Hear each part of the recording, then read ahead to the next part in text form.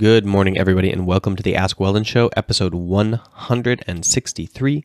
Today we're going to talk about playing badly, winning the game, and being pissed about it, which is quite normal. So we're going to discuss why that happens and how you can solve that problem. We might also reverse it. We might talk about playing well, losing the game, and being happy.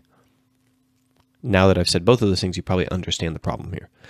We're also going to discuss why League of Legends players are reserved compared to other esports and how to accept criticism. And a bonus question, how much free time for hobbies do you actually have if you want to be the next world-class elite at your craft, like Faker or Kobe Bryant or Michael Jordan?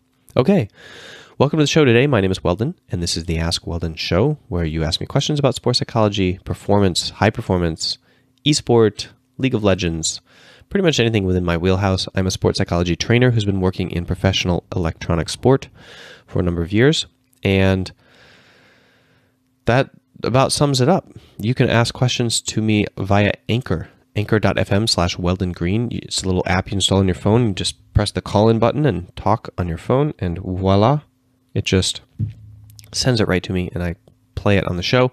You can also check out the show live, twitch.tv/MindGamesWeldon. Make sure to follow me on Twitch and turn on notifications, because the show every single day, every single morning, or evening, depending on your time zone, happens at the same time. Maybe in your time zone, it's the perfect time for your commute, and you could catch me all the way home and enjoy the show live every single day at 4:30 a.m. Helsinki time, which I think is like 6 or 7 p.m. LA time. I'm not sure. Let's see what time it is right now in LA. What time is it in LA? It is 6:58. So this show starts at 6:30 Los Angeles every single day, every single day, every single day. I'm telling you, just join us. It's a lot of fun. Or you can continue to check out my YouTube videos here. Obviously, I post part of the show up on YouTube. The before and after is only on Twitch, and then we record this with 4 questions for you guys. So why don't we jump into them? The first question is from John, spelled Jojahn, which I think is either a typo or an awesome way to spell the word John. Alrighty.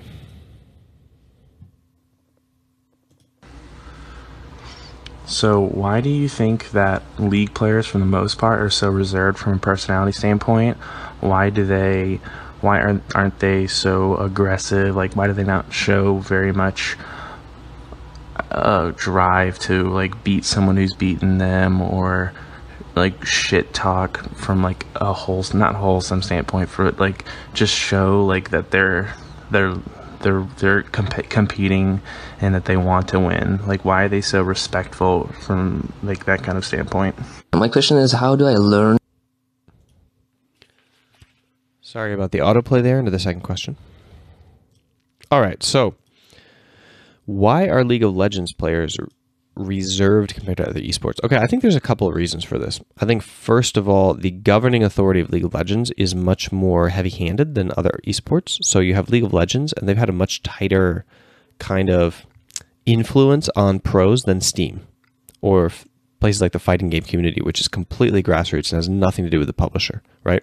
Steam has pretty much stayed out of their esports, whereas League of Legends has built theirs from the ground up. And so they were able to create a, I would say, behavioral standard, which they then enforced. And so the risk reward for players to act out is much more dangerous. Like, if you get banned for kind of like questionable behavior in League of Legends, it can really affect, I mean, that's it. You know, you can't do any tournaments anywhere. And then on top of that, I think that the online community for League of Legends is pretty active. So where you look at things like Overwatch, the actual player base and the competitive player fans are even separated on Reddit. Like, they just have 2 separate subreddits for that, right? And even with CSGO, I think that there were a number of people who played the game and who didn't really care about following the pro scene, although that changed a lot in the last 5 years, I would say, judging from my time spent on like the CSGO subreddits and stuff like that. But definitely with StarCraft, I remember I remember playing on the ladder and talking to people about, you know, the most recent tournament or whatever. And like I would run into very, very, very few people who followed the pro scene. And so I think that when you have a smaller scene and less fans, it's kind of like when you go to a Dave Chappelle comedy show and he says no phones, because the things I'm going to say here are funny to you. But if you film it and put it on the internet, there will be somebody who will find a way to be offended at it. So when you increase the size of the community, you exponentially increase the size of the offense base, right? And somebody's going to be pissed at whatever anybody does. So all of a sudden you have PR. People dealing with and worrying about PR, and they see their friends go through these horrible situations related to PR, and they're just like, it's not worth it. I'm just going to not say anything. Just not even going to stream. And then they don't. Also, I think that in other esports, most of the time, they're still a little bit small. Like I would say the talent recruitment in other esports is limited compared to League of Legends. Okay, so there's not as much like talent seeking and talent discovery. Therefore, the people who do make it to the top usually are the loudest and have the best personalities and are the streamers themselves and are not only good, but good and loud, right? So they're able to get recruited. They're able to make noise. They're able to have a brand. They're able to show up. Whereas we're a little bit better in League of Legends at finding people who are good and have zero personality at all because they've just been grinding out the game, right? They were never a streamer. They were never online at all except for the ladder, and that's it. And then we discover them, we pull them in. So you have an influx of people who basically are not entertainers and will never be entertainers and are just there to play. And those factors, I think, are the main ones. Now, that's going to change. If you look at Overwatch, for example, I think we have another governing authority, central kind of esport. So I think that the player behavior in Overwatch League is going to be a lot more similar to League of Legends. We've already seen like some pretty harsh punishments sent out for certain player behavior, and that's starting to conform them. Then we have the fact that they're connecting it in the clients. They're really advertising it there, so they're getting a larger player base. There are more people to be offended at things, so less behaviors are going to be tolerable. And then, which, by the way, I'm not saying that's a good thing or a bad thing. It's just a thing. Okay, it's just reality. Maybe it's a good thing because then players realize certain behaviors that they thought were okay, they were getting false positives from a group of people who didn't take offense at it, but weren't wired up to, or anyway, maybe they actually are very offensive behaviors. So there's that. And then on top of that, I think that probably Overwatch League is gonna get better at recruiting directly from the ladder compared to taking people who have personalities just because they have brands. And because when teams want to win and there's a league like Overwatch, they're looking for the best players, period. And so they're going to expend effort creating that environment. All right. I think that's my answer to that. Why don't we jump into question number 2? By the way, update about the camera. It doesn't look like it's out of focus. I think it's okay. My camera's down, so I'm on webcam today. Webcam duty right there. So that's why there is this like kind of, I can't control the aperture and the gain settings on a Logitech webcam like I can on my Canon, so the lights are kind of overpowering. Maybe I should turn this around.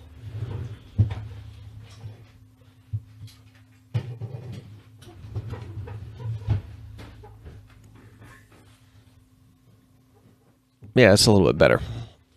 Maybe the lights are a little too overpowering compared to having a Canon that I can control the aperture and the ISO on. So anyway, here I am on my webcam today because I can't figure out what's wrong with my Canon. It might just straight up be dead. So make sure to buy the Mac program because I need to use the money to buy a new camera.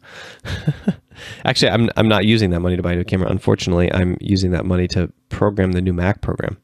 But how am I going to get a new camera if this one's actually busted? Go to Twitch, you guys. I need donations there. That's where the camera donations will come in probably. All right, let's jump into question number 2. Shoot, I thought we were on 3 already. Let's get rolling with this show. We're behind schedule.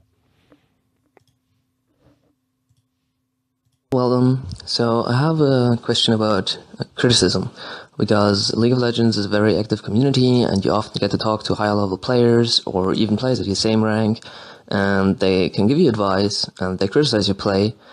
My question is, how do I learn to actually make something out of that criticism and not just let it affect my own psychology and get tilted because people obviously think I'm bad and I do mistakes, or yeah. So how do I get something out of criticism without letting it affect my self-esteem, for example?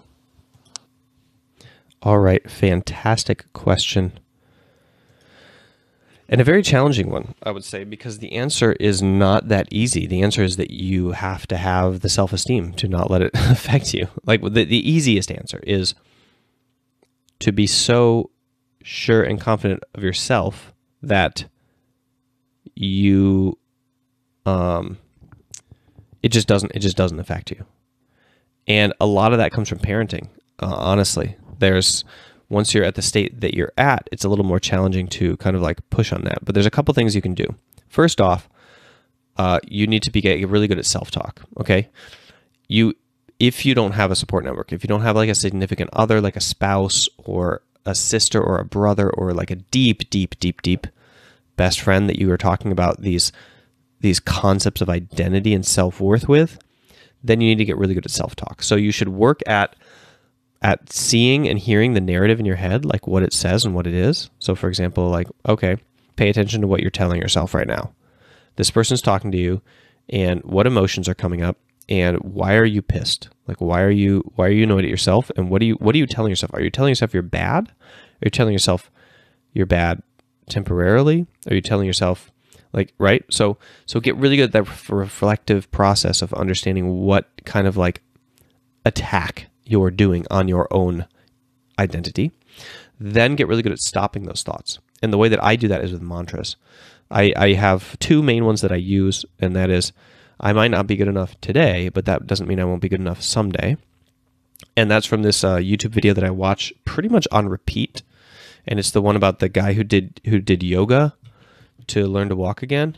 There's a viral video that went viral a couple years ago, and it's about, say like, guy learns to walk again through yoga, and watch the video. And so I normally watch a lot of motivational videos about people who, were inspiring, but like on normal everyday things. And his quote stuck in my head. I might not be able to do it today, but that doesn't mean I won't be able to do it someday. And then I use one by Steve Martin called he says, be so good they can't ignore you.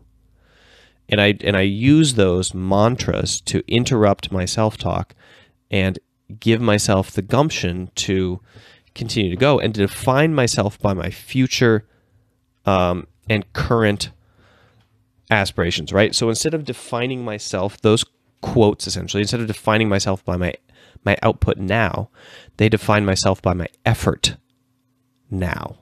And that is something I can control. And then if I feel bad because I don't put in enough effort, well, that's kind of on me, if you get my drift. So when I'm not able to put in the effort, I actually do get impacted in terms of my self-worth and self-ego. But that's not necessarily a bad thing. Like the harsh part about that is you want it to happen, but then you want to be able to forgive yourself, okay? So that's the third step. First one is to get really good about reflective processes so you can see what your self-talk is, how you're attacking yourself. Second one is to get good at interrupting those narratives that you're piling on yourself with directly countering mantras that focus on your effort and your aspirations and really touch you in a way that like connects with you. Okay, so you got to find your own. You can use mine if you want. Then the third one is you got to get really good at forgiving yourself for letting yourself down, and you have to get back on the horse. But getting back on the horse, the first step is actually forgiving yourself. A lot of our procrastinating behaviors and a lot of the things that we do to kind of avoid situations are done because we can't forgive ourselves for messing up. We just want to avoid restarting things because it'll admit defeat, I guess. I mean, there's a whole bunch of reasons that this happens, but you've been in that situation, right? Where like you already messed up, you already missed that one day at the gym, and instead of going the next day, you just don't go at all. You're like, well, it's over now. So that kind of thing happens in various other, things in our life. Like you're working and doing your homework every single day after class, and then you miss it one day, and then you're like, well, and you just don't do it ever again. These habit forming things where you have to forgive yourself for a single mess up and get back on the habit the crux, the core step there is forgiving yourself for the mess up. If you can do that, it's so much easier just to like pick it up the next day and cruise on with it. Okay. All right, that's my answer. I hope that it was somewhat helpful, and I'm really excited to dig into your question tomorrow.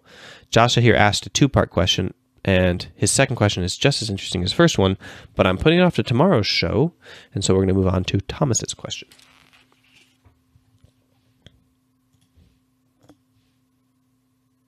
Hi Weldon, Thomas here. Let's say you want to be the next faker in a given field, but you have these other hobbies like learning Korean or, I don't know, knitting. How much time would you say you can realistically afford to put aside for hobbies like that, if any? And does that change for creative fields such as writing? Or is it the same as it would be if you're talking about a competitive field? Thank you. All right. A challenging question. So Faker, for those of you who don't know, is a League of Legends professional who's won the World Championships, like 4 times or something. Yeah, so he's really good. He's an all-time great. And if you're looking at other all-times great, let's talk about Michael Phelps, Michael Jordan, Kobe Bryant, maybe LeBron James soon. Federer. We got Serena and Venus Williams. I'm sure we could just keep listing off all-time greats. But anyway, the question is, how much free time for hobbies do you have if you want to be one of these people? And that, unfortunately, is dependent on the field. And then the reality is that usually if you want to be one of those people, you don't actually have any other hobbies. If you're going to be one of those people, you usually are so obsessed with your craft that you're not interested in anything else. That's almost like a prerequisite. It's not like you go out planning to be that thing or that person. It's more like you are wired up so that the only thing that you care about in the world is that thing. And that is what pushes you to the edge of the bell curve, to be on the top of that craft. I think that there are people that approach these crafts as a career and they get close to that level. I think Derek Jeter is a good example.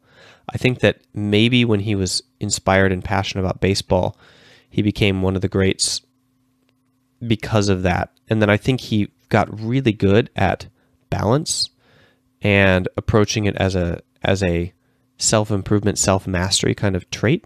And I think he could have done that with almost anything. But then he's also not Nolan Ryan. And I mean, maybe that's because he's not a pitcher, right? But this is a tough question. I'm pretty sure the answer is pretty much nothing. But like I said, it's dependent on field. Obviously, you can't play and practice American football all day long, and you can't lift weights, and you can't swim and train all day long if you're Michael Phelps. Like, he was able to have hobbies in a life because you just can't swim all day. You can swim like you can train 6 to 8 hours a day, and then you have the rest of the day. But that's not true in esport, right? You can train unlimited hours in esport, and so it's going to be much harder to be that thing in esport compared to pretty much any physical sport, simply because you're just going to have tons of free time and and to be really focused on playing the game all day long, and have somebody who's making their meals and stuff. I don't know. It's like I wish I had a good and easy answer to this question. Why don't we break it down for different sports? How much free time do you have for hobbies if you're in a physical sport? It's gated depending on the training. So in running, it's probably going to be you're on the track for 4 hours a day, 4+, and in the weight room, 4 to 6. And if you're swimming, it's going to be from 5 to 8 hours a day. You're going to be, in the weight room or in the pool, and then all the rest of the time you're pretty much free. If you're in a craft like science craft, it's going to consume your life, right? Because this is all based on publication and work. And I think that if you want to be the best in the world at some sort of scientific craft or academic craft, then you want to apply that kind of pressure over time. Your best bet is to extend your career as long as humanly possible so that you can get there eventually. And you want to just keep putting out stuff until something hits, something sticks. So academic crafts, because you're not limited by this like 20-year span where you can have a sporting career, you can extend that over 40, 60 years and you have a much better shot. But it's going to consume your life during your developmental phase. And then if you really want to push it to the top, probably it's going to consume your life after that too, let's be honest. Although you're still going to have a family, you're probably going to have other hobbies that you do, like just skiing in the winter and swimming in the summer, but it's not going to be like you're good at those things. If you want to do something like chess, I think there's plenty of time for other hobbies, right? If you're going to do like a mental game, once you train yourself up in these, you have the skill set. It's much easier to maintain at the top level. You don't have to maintain some sort of physical prowess, so you don't need to train all the time. Like in music, unlike in music, you don't need to maintain some sort of like physical coordination. And unlike in academics, you don't need to keep producing and producing and producing. You can just be good. So I think with these mental sports, like let's say chess, Go, what are the other like big mental? Hearthstone. Actually, Hearthstone and Magic the Gathering are a little different because they keep producing new cards, right?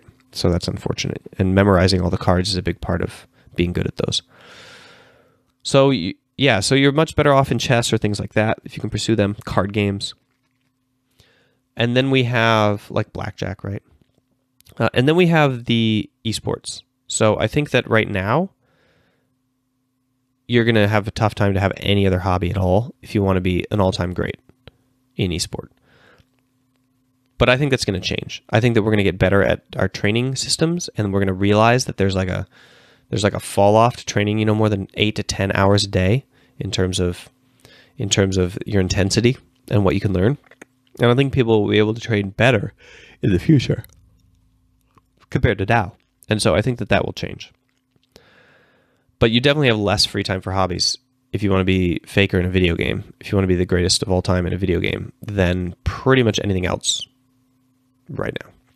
Now, I think it's actually harder to do it in sport because it's more painful. You got to do a lot more gritty stuff to build your body up. And your risk of injury is much higher, insanely higher.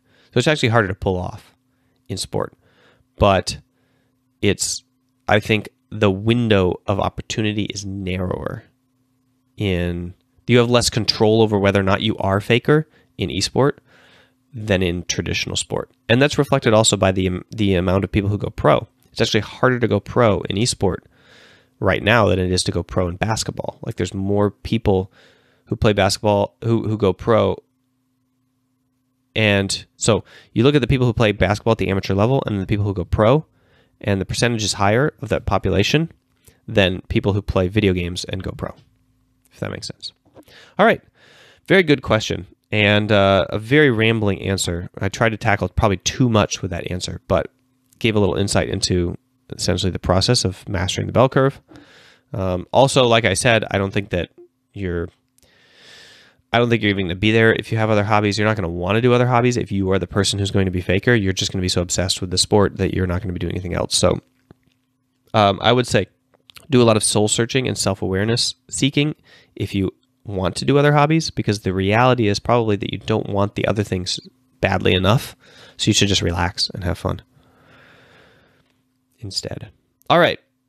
Last question before we dive into it, I want to recommend my Mac program. This is the Mindfulness Acceptance Commitment Training Program that is a online video course, 50 videos that I've created. I'm actually redoing them all right now. Yesterday I was putting all the outlines in. Super exciting stuff. We're building version 4 of the program. This right now is version 3. Every single version, 1, 2, and 3, up to this point has been buy it once, get it forever. Lifetime purchase. So even though I'm building version 4 right now, you don't have to wait. You can buy it right now, and you will get version 4 automatically for free when it comes out. That's not going to be true of version 4, by the way. Version 4, the pricing model is changing because it's going to be an app, and apps kind of need this constant upkeep and development. So we have to do something a little different than pay a little bit and get it forever. But anyway, these are the core tenets of mental resilience that I kind of used to teach, and that I used with CLG and TSM and G2 when I was coaching them. And it takes you through the whole process of mental resilience. Not just, if you think of the self-talk example that we had from how to accept criticism, being self-aware of like the internal states that are driving you. That's what mindfulness is geared at. Acceptance is kind of like this forgiveness part. And commitment is then, how do you discipline yourself towards action, towards things that you know that you want to do, but you're not necessarily motivated to do at that particular time. You want the outcome, but you're at a state of low motivation currently. Maybe you're at high motivation some other times. You get to do it for free. Commitment's about doing it on your hard days, on your worst days. That's what the program is essentially choreographed for, is the creation of high performance through discipline. And this is for pretty much any pursuit. We're talking about studying, managing people, relationships. But I tell a lot of stories about esport, and it is geared toward a competitive environment that is used to drive that. So if you're in a school and you're studying, you have a competitive environment. If you're just kind of doing it on yourself, you're going to have to figure out like what you're aiming for in a way. All right, on to the last question. One of my favorite questions of all time. Hey, Weldon. You can call me Love. That's my LOL summoner name. And I'm having a bit of a problem where I just can't seem to focus completely on the game. External stimuli seem to constantly haunt me, and I'm trying to figure out how to distract myself. Also, I can't separate winning personally and improving and or winning the game. Meaning that if I don't play how I want to versus how I am, I can't function. And I just really need help with that. Thanks, Weldon. All right. This is one of my favorite questions from the last few days, maybe ever. And I'm so excited to tackle it. So basically, two parts. Can't focus wholly on the game, and then meeting my own expectations in play. Let's address the first one. Can't focus wholly on the game, a little bit in part because of the second part of this question, but you're going to want to get to reducing expectations on yourself and accepting reality as it is. A lot of times, the can't focusing on the game is because we have too much of the game we want it to be in our heads. So like accept the game for what it is. And then the other thing is when you're just simply distracted. I would say that if you find yourself distracted and unwholly focused on the game, then there's three big things that I would do. The first one is eliminate distractions. So don't listen to music. Don't try to play in a crowded dorm room. Don't try to have other tabs open or be watching YouTube video. Like close every single program on your computer, mute your phone, put it in a drawer somewhere. Don't die and then check your phone. These kind of things.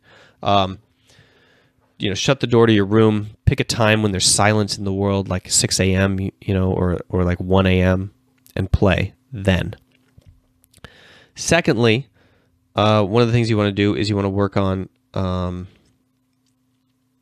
so this expectation thing, right? Like not expecting the game to be anything, but instead just accepting it for what it is and trying to kind of be in that game. And then I would say that the third thing for the no distractions thing is you need to get good at this reversion back to the game. So noticing, there's a step here. There's first of all noticing you're distracted, which it seems like you're pretty good at this point. Maybe you're not noticing until afterwards, but now you need to move that noticing to like at the moment when you're distracted. You're like, oh, I'm distracted from the game, and then refocusing on the game. So you just pull your attention back. Pull your attention back. Just drop whatever the other thing is. Pull your attention back.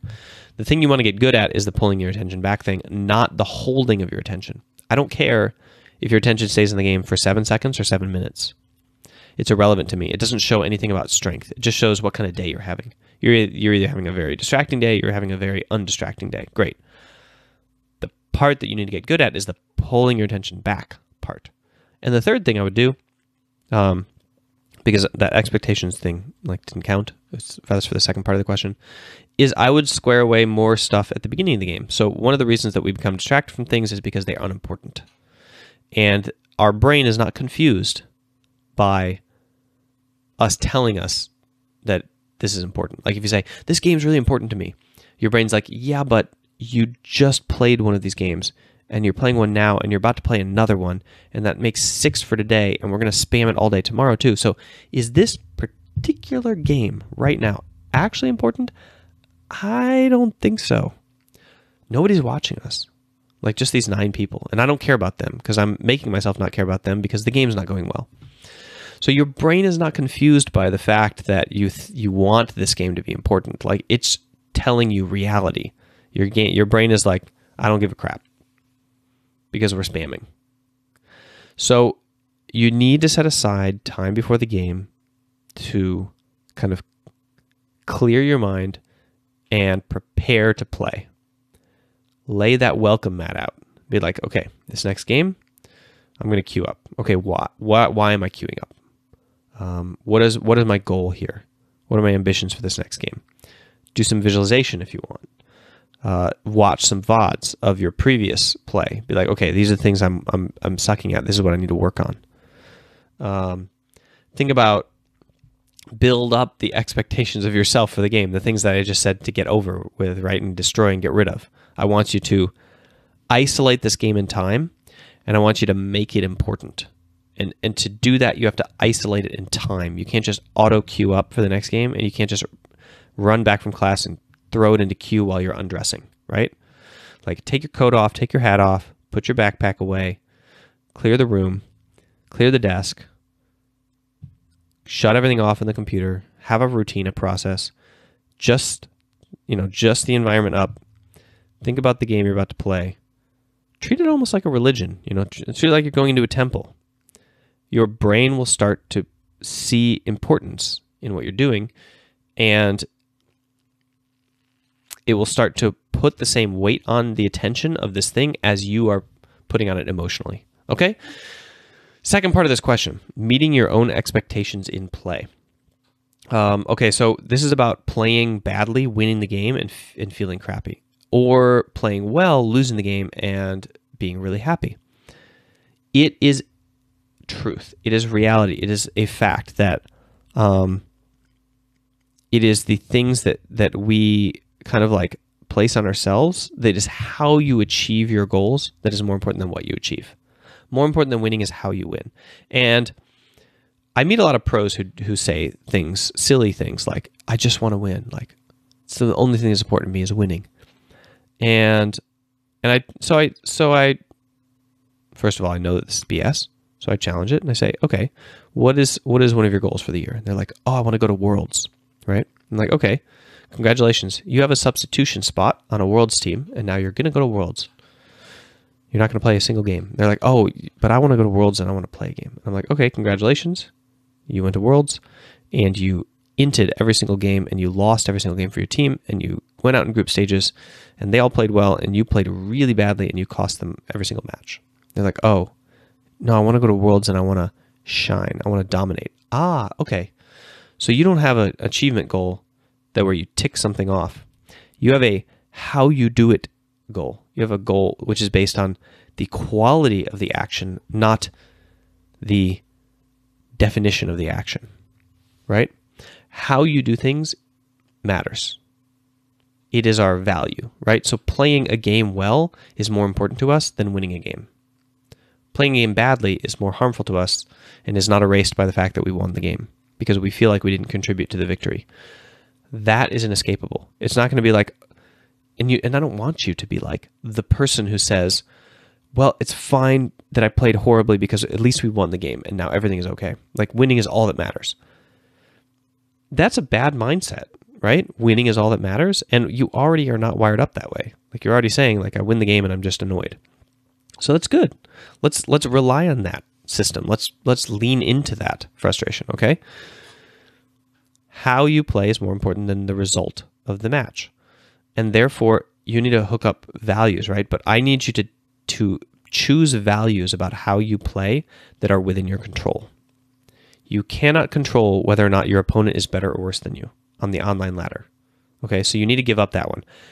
It cannot be I value getting 42 kills on my champion and 0 deaths, and that's how I want to play every game.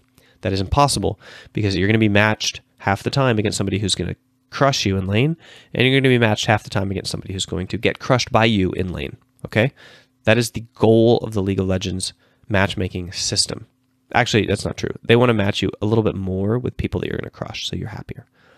But anyway, you have to take away values that you see about how it is you play that are related to control, that you cannot control, that are related to essentially like statistics in the game. And instead, you have to clarify values that are related to your way of acting and behaving within the game that will lead to those things more often. Okay? So things like leadership, or things like losing gracefully, or things like feeling intense, deep emotion when you are losing and playing badly and controlling it anyway, right? Why do you value that? And one of the best ways to deal with those kind of valuations is through something like a value setting exercise. I do this with a lot of pro teams. I did this with the Latin America North Player Development Conference for Riot Games when I was down in Mexico. I think I actually set up a tool for this. Let me see if it's still up. mindgames.gg/goals. Nope. Goal? Well, you can actually go to mindgames.gg/goals, and funnily enough, there's a video there, but that is not the tool that I was referring to. So I will, I think it's LAN goals. Yeah. mindgames.gg/LAN goals.